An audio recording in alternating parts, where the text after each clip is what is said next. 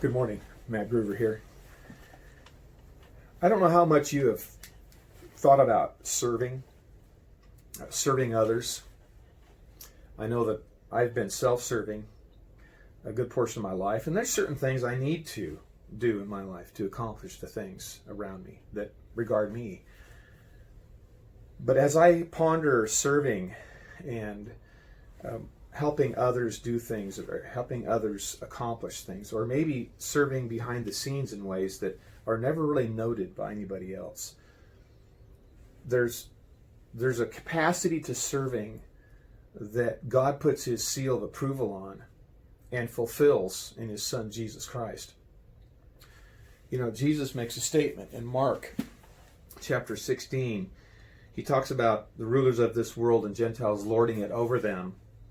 But then he makes a statement.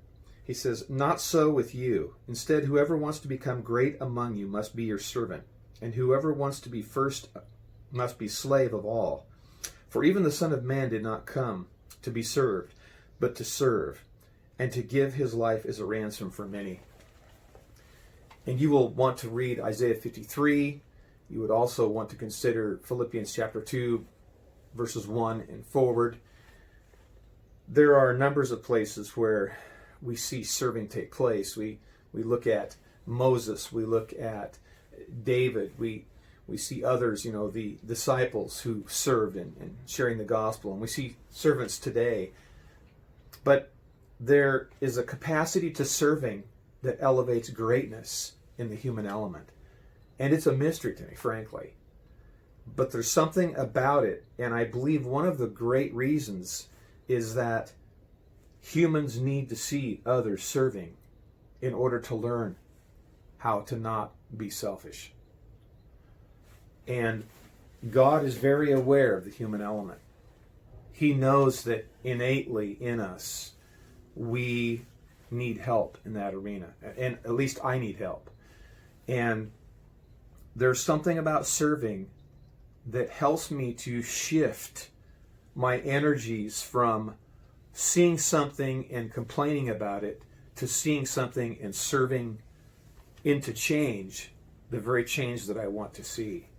I've experienced this in my own life. Some of the challenges that I've seen in my own life that I would think maybe are somebody else's responsibility, I see that my serving brings about change. And certainly we see this in Jesus in such a infinitely powerful way. He came humbly as the Son of God, worthy of all praise and exaltation.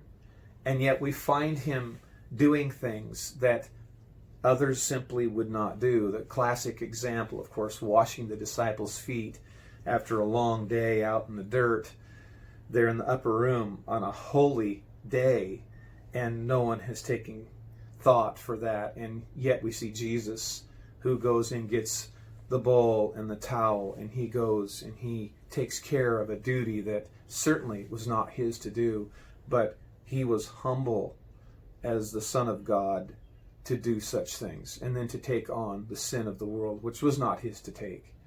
So we see in Jesus that perfect example that we're called to follow. If we want to be great in God's kingdom, we will learn to be the servant of all. And it will be the greatest change, really, that takes place in our hearts once we learn that to see change happen that we want to see, that God wants to see, we must become servants. So think about that today. It's challenging, but it's a place of love, it's a place of faith, and it's a place of hope. So blessings upon you today.